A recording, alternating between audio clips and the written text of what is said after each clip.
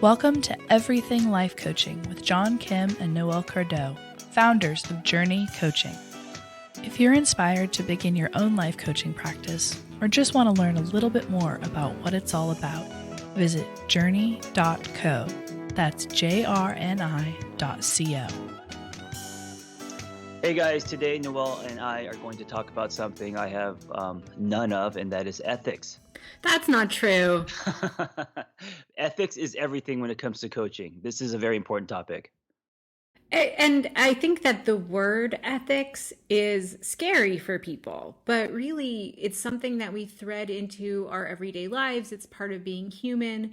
And when we're thinking about a professional discipline, all that we're talking about is creating space for intention. Yes, and I got to say, I think the reason why it's more important with coaching is because when it comes to the clinical world, there's such a board and there's so many rules you have to follow. But with coaching, because that doesn't exist, you have to hold your own standards. Exactly. And coaching is an emerging field. And so there's lots of room for snake oil in all of the new spaces before things become regulated. And who knows, coaching may never be regulated. Yes, and it's funny you say snake oil. I think that's what gives coaching a bad rap. I think the lack of ethics, because it's the wild, wild west with coaching, is what it's why people judge it so much. Yeah, it is. And I don't think coaching is alone. I think that the tech industry has been emerging at the same time. And Sure. the same lens of ethics and regulations and, oh, hey, what have we been up to is just starting to get applied. So just like anything, as it begins to emerge, a certain structure has to form and be given to it.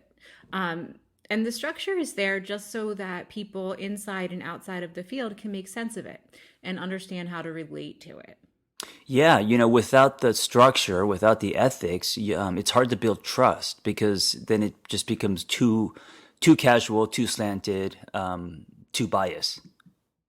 Yeah, yep. So let's begin with my favorite source, Wikipedia, definition of what ethics is, because I think that's important to start out with as a foundation. And ethics is a moral philosophy. It's actually a branch of philosophy, which I didn't realize.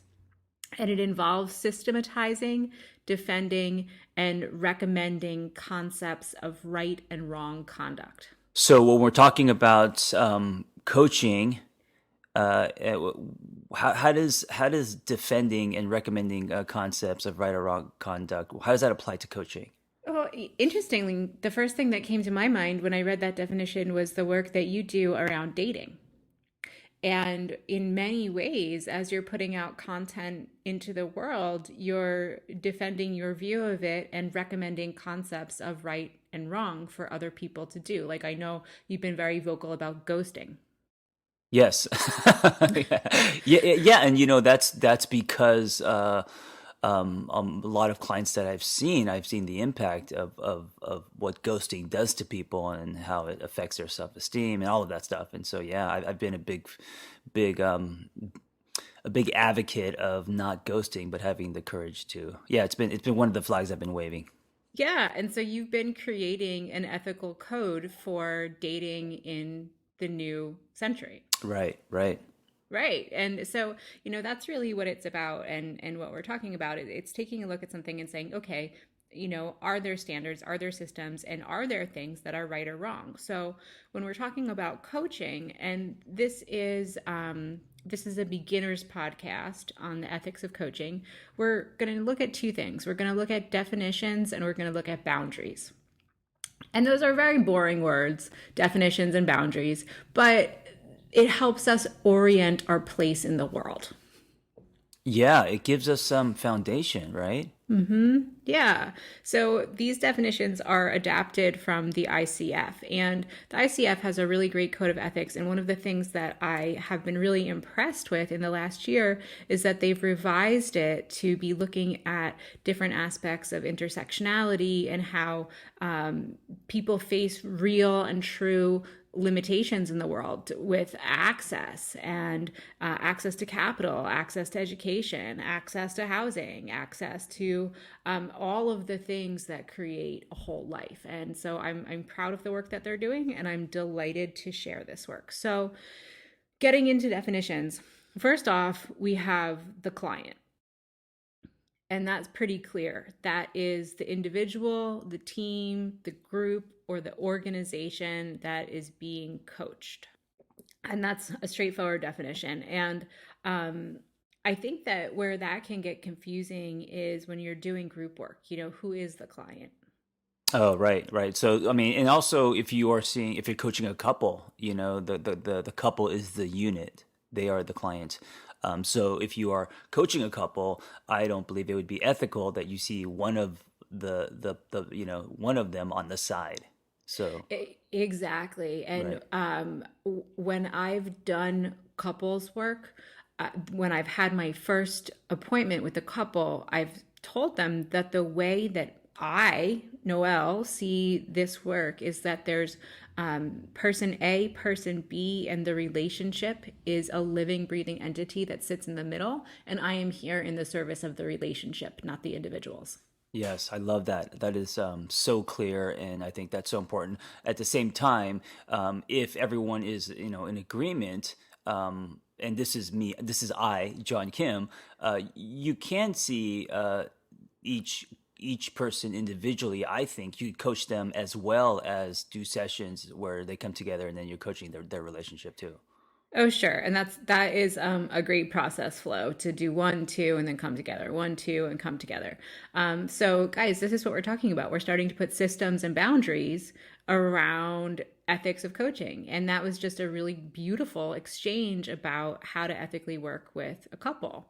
I love that you said I, Noelle, and I said I, John, because we have our own ethics. And also, I want to stay on my side of the fence and respect your ethics, Yep. And this is where you get to be yourself in the field of coaching and do this work up front to define for yourself how you want to work.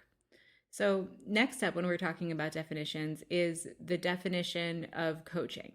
And how you define coaching for yourself really largely depends on how you work. Are you credentialed through a specific organization? Are you certified through a specific school that has its own ethics and standards? Are you out there kind of like swinging on your own, developing your own techniques based on self-study? So to me, coaching is a strategic partnership. And it is a partnership where I come together with a client and we work on their life in a co-equal partnership with each other. It is not a romantic, intimate partnership. No, that's Let's make that clear. Yeah, no. That would be unethical. That goes down to the boundaries. That's actually, one of the boundaries, and that's an ethical question. So I was in an ethics training, and this was the scenario that was put forth, is you start working with a new client, and you kind of start to realize that person's really cool. And you're like, wow, like that person's awesome. You like them a little bit. And your client says to you, hey, I'm going to go out with a bunch of my friends after work. It's a professional engagement, a lot of cool colleagues. Do you want to come and join? What do you say? Yes or no? This is actually kind of gray because what made it tricky is you saying it's a professional an event. But I would say no. I don't usually engage socially with my clients. Yep, you're right. And the linchpin here, the thing that we're looking for was your own internal feelings, that you were starting to like this person. So that you were aware that you were crossing the line in that way and had to draw the line and say, no, thank you. Thank you for the invite, but no, thank you. Yes. Now here's the thing, in the clinical world, there is a rule that after 2 years of not seeing your client, then you could establish a friendship or even an intimate relationship. Now with coaching, it kind of is up to you, right, to create that rule? Well, it depends. It absolutely depends on if you hold a credential and the standards that you adhere to. So in coach land, the standard is that there's no romantic relationship between coach and client. And if romantic feelings occur, even down to individuals who might be working for you, such as support staff, you must terminate the coaching relationship. And it's customary to wait a period of time, but I haven't seen anything really specific. At one point, I saw language floating around that was like, wait a year, wait 2 years. But I think that really right now, the line is terminate the coaching relationship. Yes. Got it. Yeah. And so how about conflict of interest? This is an interesting one. Yeah. Conflict of interest. So describe that in the coaching world. So a conflict of interest is a situation in where a coach is involved in multiple interests involving a client, where that work could be in conflict. So if he could be financial, personal, or otherwise. It would be like your mother-in-law coming to you and saying, will you coach me? Or you working with a client who happens to be the fund manager of a place where you have invested a lot of money. Yeah. So in the therapy world, this is called a dual relationship. Mm-hmm. Right. So and this is also why it's complicated to coach your friends.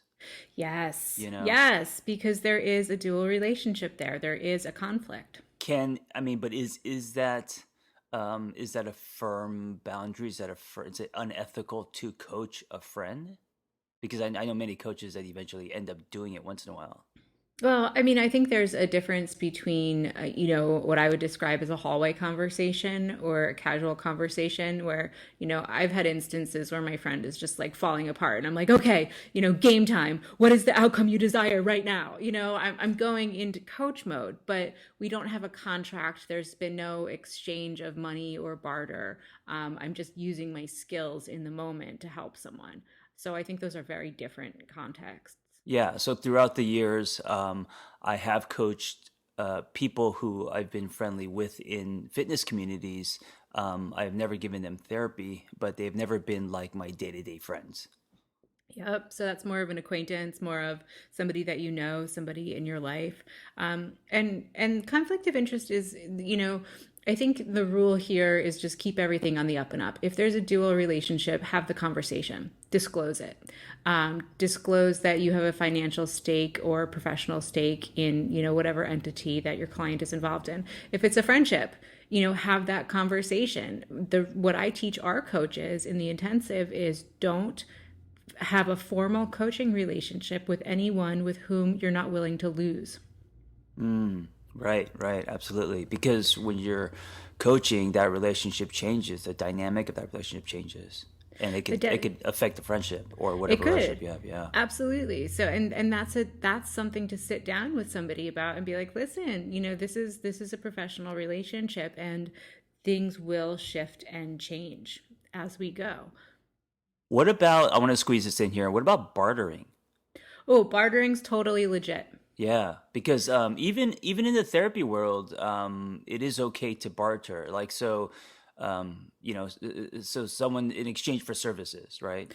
Yep, bartering is 100% legit. The caveat there is we're looking to make sure that however you have bartered, your view of that exchange does not impact the quality of the service that you're providing. So if you're bartering for some, really delicious fresh baked cookies, you're going to make sure that you are providing the same level of service that you would for $1,000 an hour. That's something that I would do is I would barter a session for delicious sweets, donuts, and cookies. Guys, you heard it here first. John is willing to barter for Wow. cookies. You just threw me under the bus, Noelle. You threw yourself under the bus, babe. It was so seamless.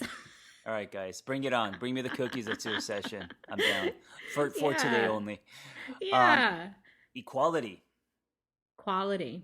Equality is, this is where we're getting into talking about, intersectionality.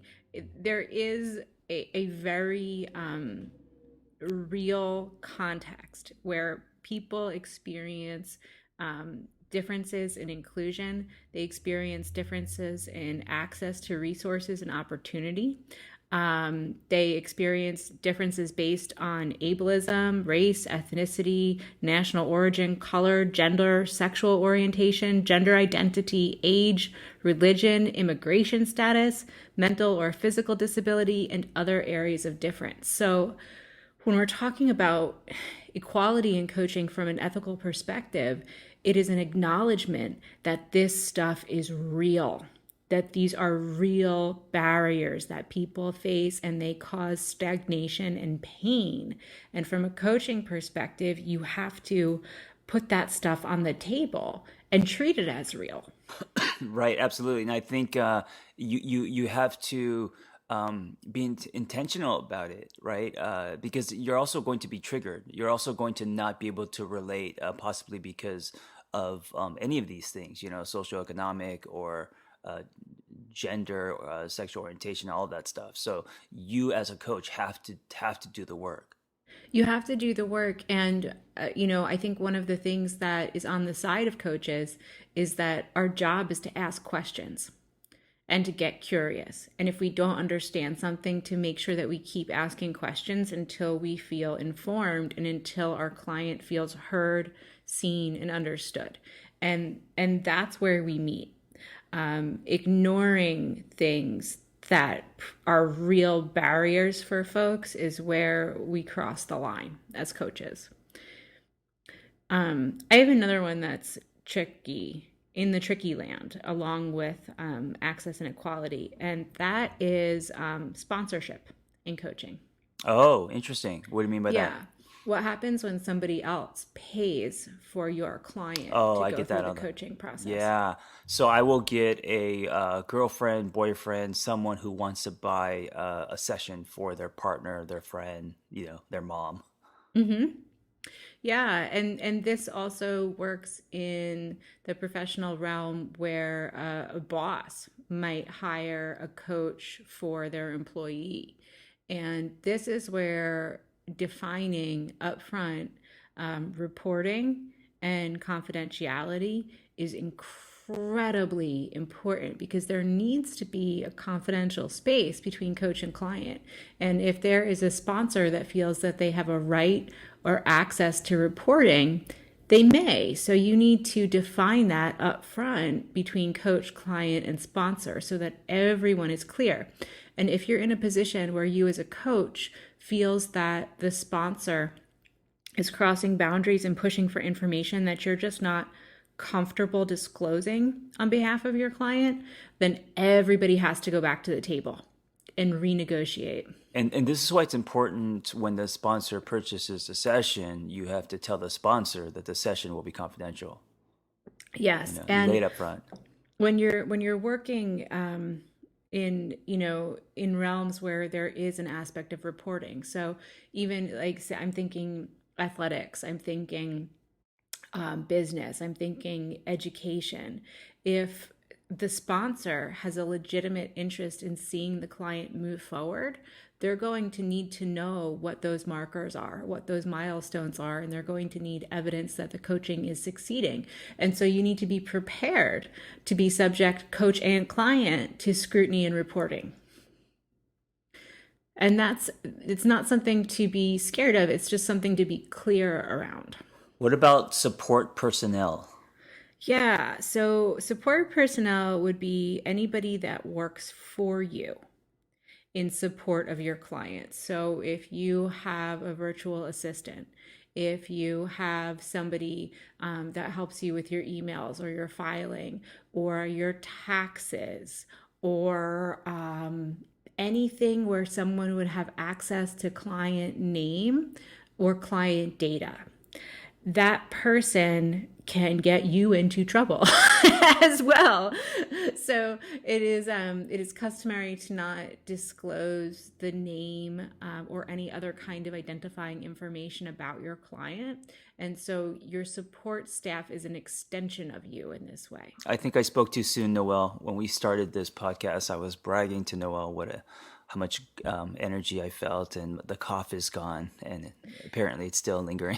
Oh, well, I mean, you've been really sick, so It's okay. I'm glad I'm glad you're upright, you're walking. Yes, You yes, know, we're it's having real conversations. It's all good. Now it's all good. let's flip it and talk about boundaries. Yeah. So we just went through, all of the definitions that you have to be aware of in coaching that give you context and kind of guidelines for how to function. And then boundaries really protect you as a coach and help the coaching engagement to flow. So, first up is creating a coaching agreement, the contract regarding the roles, responsibilities, and rights of everybody involved. This is client, sponsor, and this typically happens before or at the point of And it's sale. better to have this on paper, written. A verbal agreement is, I mean, it's still an agreement, but it's not as effective. It is not as effective. Um, it is not as effective. And in fact, a contract in writing is what will tip your coaching relationship into the realm of a professional coaching relationship versus a casual friendship coaching relationship. And here's a simple example. If you don't have any wording on your website or on your payout page about what happens when someone doesn't show up, and because of the internet and so many sessions happening online, do they get their money back? Do they not get their money back? Is there a 24-hour cancellation period? Like all of that stuff should be presented, and it falls under the umbrella of boundaries. Oh, yeah. So your coaching agreement is going to be the most protective document that you have. It's going to specify how you work, when you work, who you work with, how you get paid, when you get paid, the fact that coaching is not therapy, the fact that coaching is not mentoring or consulting. If you work in dual ways as a therapist, a mentor, or a consultant, you might want to specify the particular coaching techniques that you use in your contract just to be sure that you're really validating with the client, this is what's going to take place, this is what's going to happen. And your coaching agreement also covers confidentiality. So coaching is not a privileged discipline like therapy or law or medicine. So if you were ever called to testify about one of your clients, you would have to answer truthfully within reason of your memory. Speaking of confidentiality, I recently made the mistake. It wasn't a huge mistake, but I did a consultation with a pretty big celebrity, and I may or may not have mentioned it to Noelle via Slack. I'm not sure, but I thought about that. And I was like, wait a minute, because we're friends, we're business partners. It's casual. I didn't think it was a big deal, but it is, because even something like that, just mentioning a name, even though I'm not talking about the session, that's that should be confidential. It's the fact that people are engaged in the coaching process, and if you get permission from your client, hey, like, is it okay with you Right, if right. I let people know that we're working together? And they're like, yeah, sure, I love our work. That's not a problem. Yes. Um, And but there, I think it's because I'm not giving him therapy. I thought, oh, it's coaching, it's okay. But you're right. If now this person posts on social media, John Kim is my coach, and we're doing well, whatever, then he's already broken that, so it's okay. yeah, and I really I take this a lot further, even with the way that I work today. So I find for the way that I work, deep listening is the key to my coaching ability. And I really want my clients to be anonymous in as many ways as they can. So I only work by phone. I don't see their faces. If I know that they're very high level executives, unless they offer it, I don't ask where they work. Yeah, I actually, that's better for me to not know their resume or who they are. It's hard if they're a celebrity because they're famous, but I like to not know who they are and then discover it through the process, because it makes me go into it so neutral. And as humans, even though we don't want to be judgmental, there's always some kind of judgment going on. Exactly. So it helps me clear my own bias and just really meet somebody on a completely naked human level. And I found that to be so enjoyable. And I've had a couple high profile people who have pushed me on it. And then once we really got into it, they were like, wow, I never get to experience invisibility like this. Thank you so much. Sure, absolutely. Yeah. Yeah. So having a clear understanding about how all of this information is exchanged, whether it's the contract or their names or confidentiality or privilege, that all needs to be talked about, in one way or another. And that just goes into expectations. And when everybody's on the same page, that's when you can go forward. Absolutely. Yeah. Another place where I think boundaries come up is when somebody is working as an internal coach for an organization.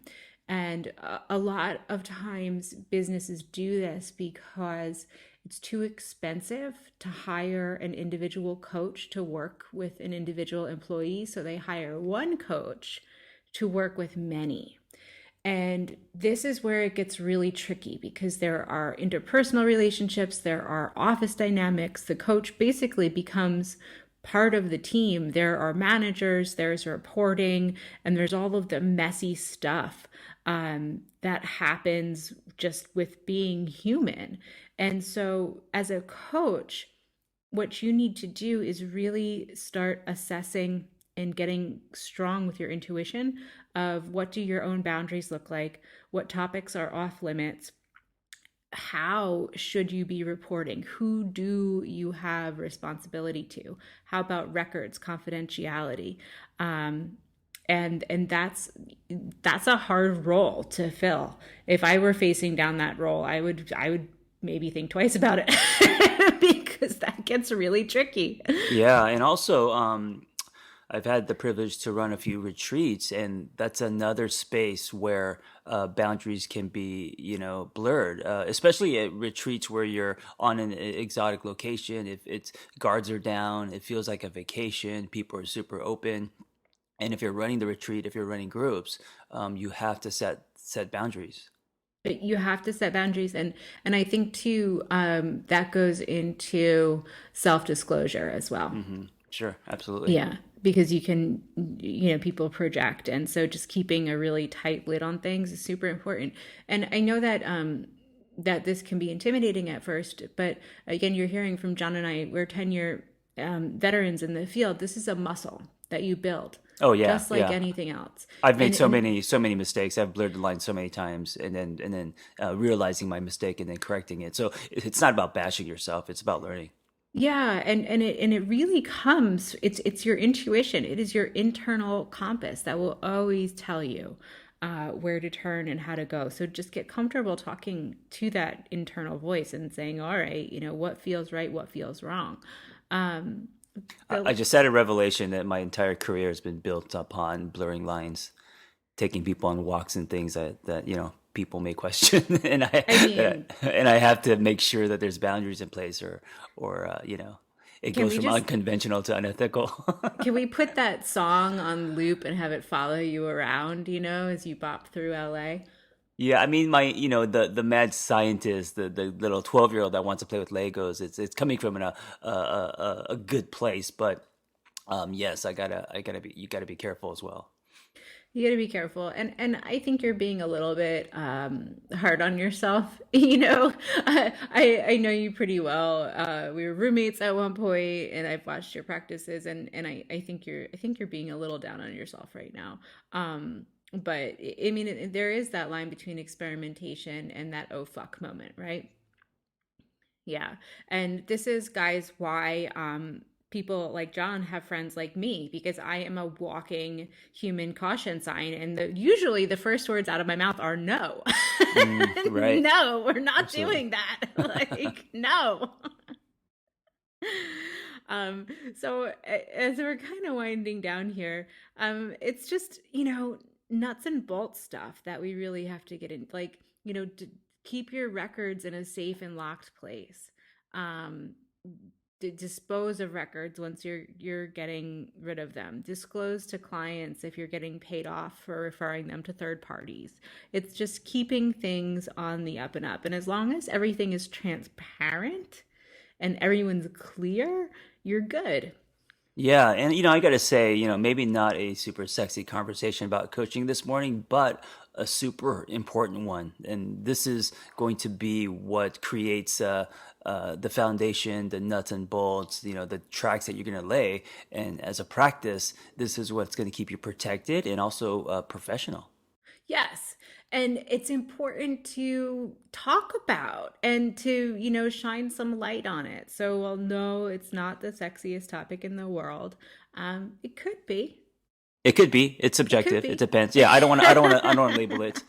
But anyway, guys, if you are interested in coaching, this is definitely important. If you're already coaching, you probably know a lot of this. Check out our JRNI Coaching, and we cover all this and a lot more. And also, if you enjoy our weekly dialogue, give us a review. Maybe hit some stars or a review, and that definitely helps us spread the word. Aw, that would be awesome. Whenever I get a chance to talk to our listeners, it's like family. So I would appreciate that, guys. Thank you. Absolutely. All right, guys, be well. Ready to cut through the BS of becoming a coach?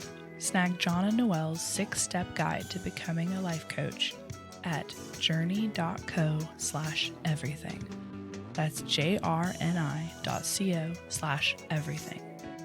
If what you've heard here today speaks to you and you want to learn a little bit more about becoming a coach, visit jrni.co, jrni.co.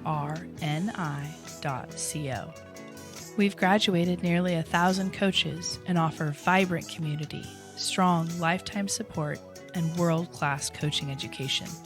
We're fully ICF accredited and look forward to watching how you use coaching to make a bigger impact in the world around you.